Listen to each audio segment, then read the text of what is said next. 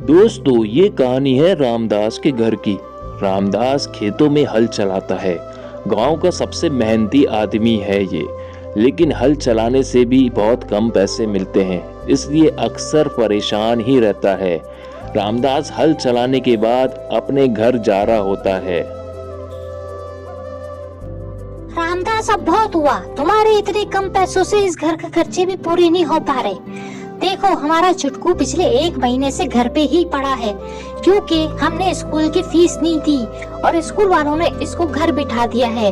मैं नहीं चाहती तुम्हारी और मेरी तरह हमारा बेटा बिल्कुल झाइल उठे।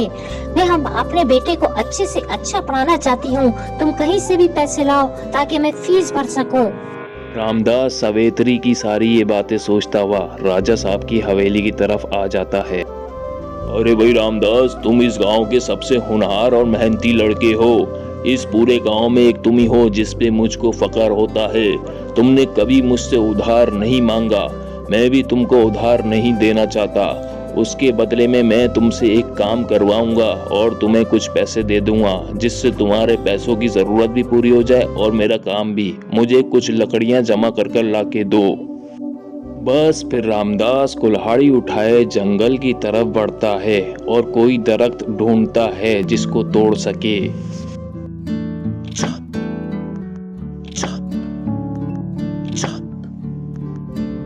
इस दरख्त से रामदास बहुत सारी लकड़ियां जमा कर लेता है और अपने सर पे उठाए राजा साहब की महल की तरफ आ जाता है।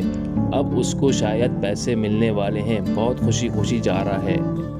अरे वाह भाई रामदास, देखा मैंने कहा था ना, तुम बहुत मेहनती हो। तुमने मेरे लिए बहुत सारी लकड़ियां जमा कर ली हैं। अब मैं तुम्हें पैसे दूंगा, जिससे तुम्हारे घर के खर्चे और बच्चे की स्कूल की फीस भी जमा हो जाएगी। अब तुम पे मेरा कोई कर्जा भी नहीं होगा और तुम्हें कोई परेशानी भी नहीं। इस गांव में सबने मुझसे कर्जा लिया, कभी वापस ना किया।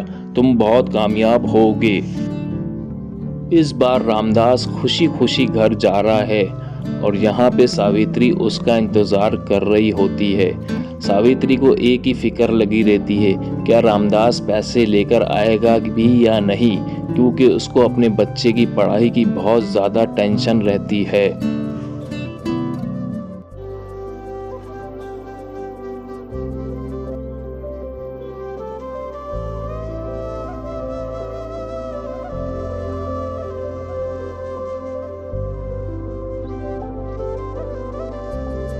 सावित्री, देखो मैं पैसे लेकर आ गया हूँ। अब तुम स्कूल की फीस भर सकोगी चुटकू की। सच में रामदास, ये तो बहुत ही खुशी की बात है। अब हमारा चिटकू स्कूल जा सकेगा दोबारा से, सिर्फ तुम्हारी वजह से। अरे नहीं नहीं सावित्री, ये सब तुम्हारा कमाल है। तुमने मुझको एहसास दिलाया कि हमारा चिटकू घर बैठा है। तो दोस्तों, ये थी सावित्री और रामदास के घर की कहानी।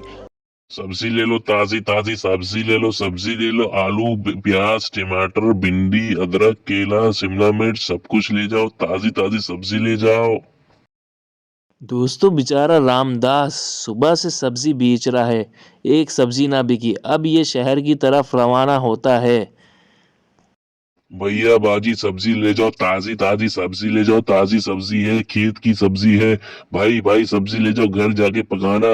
भाई बहन सब्जी ले जाओ, घर जाके पकाना। ताजी सब्जी है। महिला है कोई, महिला सब्जी ले लो मुझसे, मैं बहुत परेशान हूँ। सब्जी ले लो, सब्जी ले लो, सब्जी ले लो। ताजी ताजी सब्जी ले लो, सब्जी ले लो ताजी। रात हो जाती है, रामदास घर की तरफ जा रहा है, एक सब्जी ना बिकी। बिजली का बिल इसने सुबह जमा कराना है। सावित्री, मुझे माफ करना, 1 रुपए की सब्जी नहीं बिकी। किसी ने सब्जी नहीं खरीदी मुझसे। मैंने बहुत नारे लगाए, बहुत चीखा मैं, लेकिन फिर भी कोई सब्जी लेने नहीं आया। अब हम सुबह का बिल कैसे भरेंगे? मैं बहुत परेशान हूँ सावित्री। सुबह से ये टाइम आ गया, 1 रुपए का धंधा नहीं हुआ। सावित्री, किसी ने नहीं दी। अरे अरे रामदास, इसमें परेशानी की बात नहीं है। ठीक है, हम बिल नहीं जमा कराएंगे तो लाइट कट जाएगी। चलो आओ, खड़े हो, हम राजा साहब से उधार पैसे ले आते हैं। फिर सावित्री और रामदास राजा साहब के महल जाते हैं और उनको अपना सारा दुखड़ा बताते हैं और उधार पैसे मांगते हैं। अरे बेटा सावित्री और रामदास, तुम लोग इतनी रात को पैसों के लिए आए हो मेरे पास। परेशान नहीं हो बेटा, मैं तुम लोगों की सारी सब्जी ले लूँगा। अगर किसी ने नहीं खरीदी तो घबराओ नहीं। तो आज भी वैसे भी मैं सब्जी नहीं लाया, और कल भी सब्ज़ी नहीं होगी मेरे घर।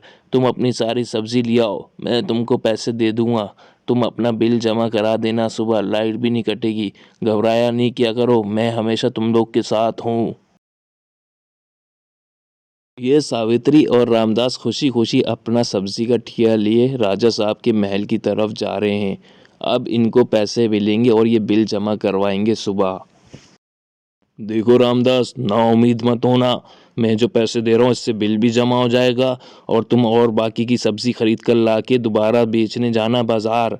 आज नहीं कल, कल नहीं परसों ज़रूर बिकेगी। हर मेहनत में अजमत होती है, हमेशा मेहनत करते रहो। कभी किसी से भीख नहीं मांगना, कभी किसी से उधार नहीं मांगना। मैं तुम लोग के साथ हमेशा खड़ा रहूँगा। कभी भी ज़रूरत हो मेरे पास आना, मैं तुम्हारा मसला हर हल करूँगा। अब खुशी खुशी रामदास और सावित्री अपने घर की तरफ जाते हैं।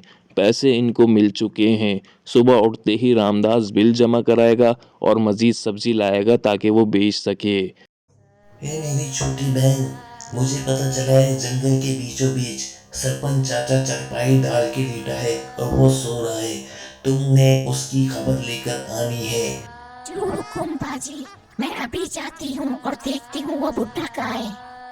यहाँ से ये दो चुड़ैले एक चुड़ैल को बेच देती हैं और ये चुड़ैल जंगल के बीचों बीच होते हुए एक ही बात सोचती है कि इस जंगल को कितना वीरान कर दिया। जब से सरपंच चाचा नामी बुढ़ा इस जंगल में आया है, उसने सब चुड़ैलों को बाहर निकाल दिया और जंगल बिल्कुल ही खाली हो गया है। अरे भाई रामदास, तुम्हें क्या हो गया है? तुम मेरे घर दूध क्यों नहीं पहुंचा रहे हो? क्या मेरी पत्नी ने तुम्हें पैसे देने से मना कर दिया है जो तुम दूध नहीं पहुंचाते? नहीं राजा साहब, ऐसी बात नहीं है। इस पूरे गांव में आपका ही तो घर है जो टाइम पे पैसे देता है। बात यह कि मेरी गाय ने दूध देना बंद कर दिया है। अरे रामदास, ये तो बहुत बुरी खबर है। तुम एक काम करो, मेरे घर जाके पैसे लेना और नई गाय खरीदो जो दूध देती हो। ओहो, तो यहाँ लेटा है सरपंच चाचा बूढ़ा। अभी जाके बाजी को बताती हूँ। आज इसी का सीख कबाब बना के मैं और बाजी खाएंगे। देखना इस बुढ़े का मैं करती क्या हूँ। आखिरकार ये चुड़ैल पता लगा ही लेती है सरपंच चाचा कहाँ है।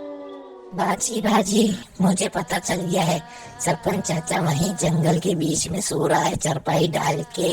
अभी मेरे साथ चलो और उस बुड्ढे को हम उठाकर यहाँ ले आते हैं और खूब मजे से इसको खाएंगे। फिर ये दोनों चुड़ैलें जंगल के बीचों बीच जाने लगती हैं और सरपंच चाचा तक पहुंच जाती हैं। बस रामदास और राजा साहब मौजूद होते हैं। ये चुड़ैलें उनकी बिना परवाह किए यहाँ से सरपंच चाचा को उठाती हैं और अपनी जगह ले जाती हैं। अरे राजा साहब, सरपंच चाचा को चुड़ैलें ले गई। राजा साहब ये सुनते ही उन चुड़ैलों के पीछे भागते हैं, लेकिन चुड़ैलें जंगल के बीचों बीच से सरपंच चाचा को अपनी जगह पे ले जा रही होती हैं। क्या राजा साहब इन चुड़ैलों तक पहुंच पाएंगे या नहीं, अभी देखें कहानी में। छोटी, तू इसका सर खाना, ठीक है, और मैं पाँव खाऊंगी। दोनों आधा आधा खाएंगे इसको पका के। ठीक है बाजी, जैसा आपका हुक्म। देखा राखी, सरपंच चाचा को राजा साहब नहीं बचा सके। चुड़ैलों ने सरपंच चाचा को खा भी लिया। सरपंच चाचा ने भी बहुत तंग किया हुआ था चुड़ैलों को। सरपंच चाचा तो बस चुड़ैलों को जंगल से भगाना चाहते थे, लेकिन चुड़ैलें ही सरपंच चाचा को खा गईं। सरपंच चाचा तो चुड़ैलों के हाथों चले गए। अगर आपको हमारी वीडियो पसंद आई है तो लाइक करेगा और हमारे चैनल को ज्यादा से ज्यादा सब्सक्राइब करें।